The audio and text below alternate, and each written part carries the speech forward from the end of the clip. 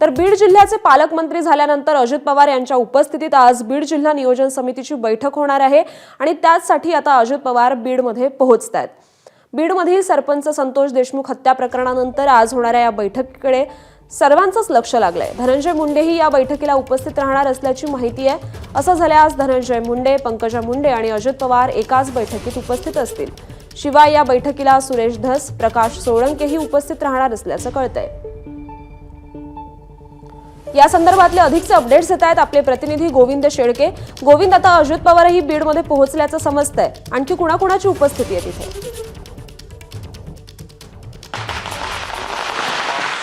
आपण बघतोय की अजित पवार हे पालकमंत्री बीड झाल्यानंतर पहिल्यांदा आता बीड शहरामध्ये पोहोचले आणि बीड शहरामध्ये पोहोचल्यानंतर या ठिकाणी त्यांच्या स्वागतासाठी धनंजय मुंडे हे सकाळपासून उपलब्ध आहेत। आपण बघतोय की अजित पवार यांचं स्वागत केलं जात आहे आणि त्यांना पार्टी कार्यालयामध्ये म्हणजे राष्ट्रवादी काँग्रेसमध्ये ज्यावेळेस विभागणी झाली त्यानंतर मूळ राष्ट्रवादीचं कार्यालय हे शरद पवार गटाकडे गेलं आणि त्यानंतर जे दुसरं कार्यालय यांनी स्वतंत्र बनवण्यात आलं, त्या स्वतंत्र कार्यालयामध्ये त्याचं उद्घाटन सुद्धा आपण बघतोय की अजित पवार या ठिकाणी आले आणि ती पहिल्यांदाच म्हणजे या कार्यालयामध्ये येत आहेत तर राष्ट्रवादी काँग्रेसचे पदाधिकारी पोहोचलेले आणि यानंतर अजित पवार हे शासकीय विश्रामगृहावरती जाणार आहेत। शासकीय विश्रामगृहानंतर जी डीपीडीसी म्हणजे जिल्हा नियोजन समितीची जी बैठक आहे त्याची बैठक होणार आहे। मात्र संतोष देशमुख हत्या प्रकरणानंतर पहिल्यांदाच हे राजकीय नेते एकत्रित येत आहे असं म्हटलं तर चुकीचं ठरणार नाही, कारण या बैठकीला सुरेश धस असणार आहेत, धनंजय मुंडे आहेत, पंकजा मुंडे आहेत, त्यांच्यासोबत संदीप क्षीरसागर आहेत, बजरंग सोनवणे आहेत।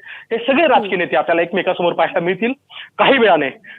कदाचित अजित पवार हे आता थेट इथून विश्रामगृहात गेल्यानंतर अधिकाऱ्यासोबत आधी चर्चा करतील आणि त्यानंतर 10 वाजता डीपीडीसी बैठकीला सुरुवात होईल।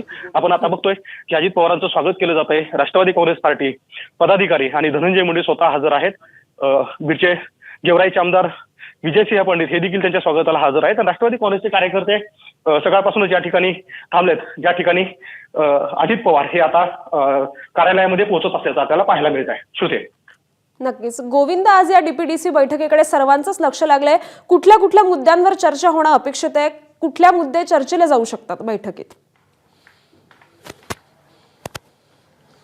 श्रुती, डीपीडीसी या समितीचं वैशिष्ट्यच हे आहे की जिल्ह्याच्या विकासाचा आराखडा मांडला जातो आणि त्या आराखड्याच्या नुसार जी काही विकास कामं असतील त्या विकास कामाच्या संदर्भातली ही चर्चा होत असते। त्यामुळं राजकीय चर्चा कधीही डीपीडीसीमध्ये होत नाही, ती केवळ जिल्ह्याच्या विकासातली चर्चा असते। मात्र इतके सगळे राजकीय नेते एकत्र आल्यानंतर वेगवेगळ्या विषयावर चर्चा होऊ शकते। मात्र ज्या ठिकाणी अधिकारी असतात, विशेषतः जिल्ह्याचे जिल्हाधिकारी असतात, जिल्हा परिषदेचे CEO असतात, वेगवेगळ्या नगरपालिकेचे CEO असतात आणि यांच्या प्रमुख उपस्थितीमध्ये ही डीपीडीसी बैठक होत असते। त्यामुळं इथे केवळ जिल्ह्याच्या विकासाच्या बाबतीत चर्चा होईल असं म्हटलं तर ते चुकीचं ठरणार नाही।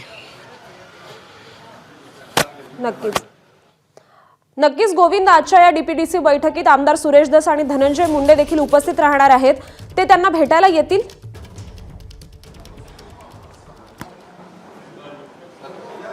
त्याचबरोबर धनंजय देशमुखांची उपस्थिती देखील इथे महत्त्वाची मानली जाते। त्यांची उपस्थिती असण्याची कितपत शक्यता वर्तवली जाते? असं की डीपीडीसीच्या बैठकीमध्ये धनंजय देशमुख नसतील। मात्र धनंजय देशमुख जसं म्हणाले होते की त्यांना अजित पवारांना भेटून बोलायचं आहे, तर ते कदाचित इतर कुठल्या वेळेमध्ये अजित पवारांची भेट घेऊ शकतात। मात्र सुरेश धस आल्यानंतर स्वाभाविक आहे की जिल्ह्याचे पालकमंत्री म्हणून ते त्यांची भेट घेऊ शकतात। ती स्वतंत्रपणे असू शकते का याविषयी शंका आहे। मात्र ते आल्यानंतर अजित पवार यांचं पालकमंत्री म्हणून बीड जिल्ह्यामध्ये आणि बीड जिल्ह्याचे आमदार म्हणून सुरेश धस हे स्वाभाविक आहे त्यांचं स्वागत करतील। आता कार्यकर्ते जमायला सुरुवात झाली आहे आणि त्यामुळं एक बघतोय आपण की पहिल्यांदा बीडच्या इतिहासामध्ये राज्याचा उपमुख्यमंत्री असलेले अजित पवार हे ज्यावेळी जिल्ह्याचे पालकमंत्री झाले त्यानंतर मूळ राष्ट्रवादी जी मोठ्या ताकदीनं बीड जिल्ह्यामध्ये मागच्या अनेक दिवसापासून आहे त्याचे मोठे पदाधिकारी या ठिकाणी एकत्र येताना आपल्याला पाहायला मिळत आहेत आणि अजित पवारांचं या ठिकाणी स्वागत होत आहे। कार्यकर्ते या कार्यालयामध्ये भेटत आहेत, ज्या कार्यालयामध्ये खरं तर पहिल्यांदाच हे कार्यालय नवीन आहे। पहिल्यांदाच अजित पवार जे पक्षाचे अध्यक्ष इथे आले आणि त्यानंतर आपण बघतो की धनंजय मुंडे आणि इतर पदाधिकारी त्यांच्या समवेत आहेत आणि ते चर्चा करतील। नक्कीच गोविंद, धनंजय मुंडेंच्या राजीनाम्यावरून सध्या वाद पेटलाय, त्यांच्यावर आरोप होत आहेत। अंजली दमानी यांनीही वेळोवेळी मागणी केली आहे, तर आज अजित पवारांच्या दरबारात या संदर्भातला काही निर्णय होऊ शकतो?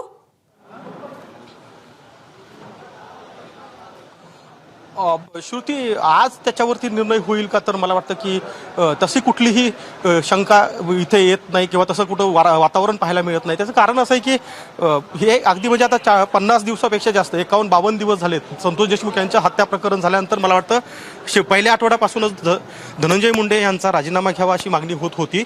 ही काही मागणी पहिल्यांदा नाही झाली आणि ती वेगवेगळ्या पातळीवर म्हणजे सभागृहामध्ये झाली, त्यानंतर बाहेर रस्त्यावरती झाली, आंदोलनातून झाली. मात्र यावर अजित पवार यांनी दिलेली जी काही वेळोवेळीची भूमिका आहे ती पाहणं सुद्धा महत्त्वाची असणार आहे. कारण यापूर्वी अजित पवारांनी सांगितलेलं आहे की जर कोणी दोषी नसेल तर ती कारवाई होणार नाही आणि याचा सुतोच अगदी 2 दिवसापूर्वी सुद्धा अजित पवार यांनी केलं होतं. त्यामुळं अगदी राजीनाम्यावरती इथे काही चर्चा होईल का, तर मला वाटतं अजिबात नाही.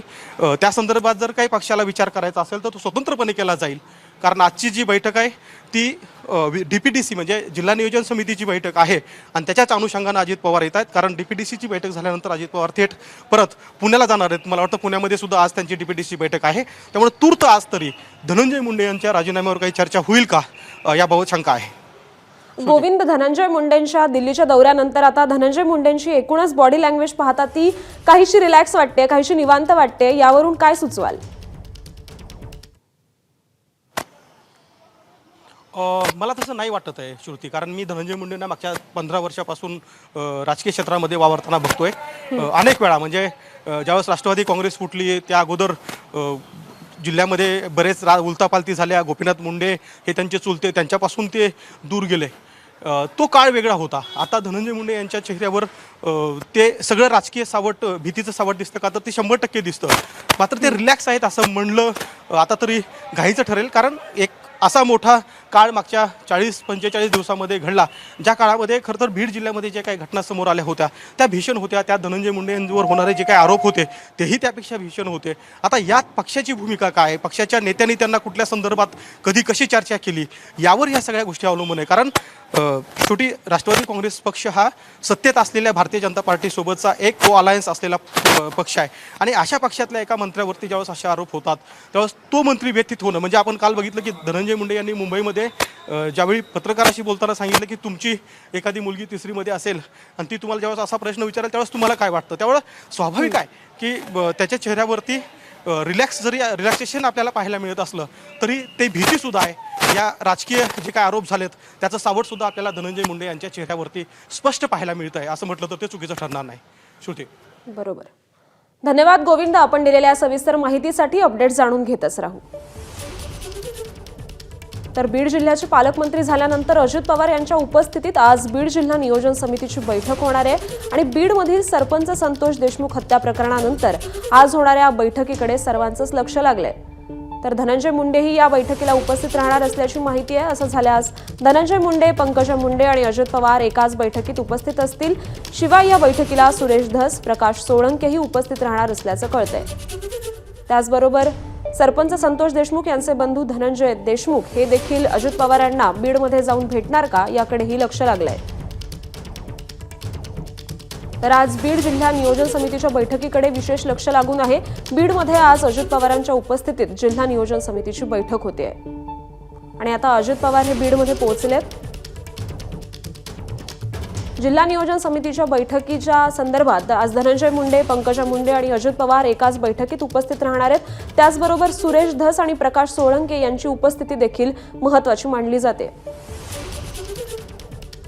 बीड जिल्ह्याचे पालकमंत्री झाल्यानंतर अजित पवारांचा हा पहिलाच बीडचा दौरा आणि त्यानंतर आज त्यांच्या उपस्थितीत जिल्हा नियोजन समितीची बैठक पार पडणार आहे आणि त्यानिमित्ताने आता अजित पवार बीडमध्ये दाखल झालेत.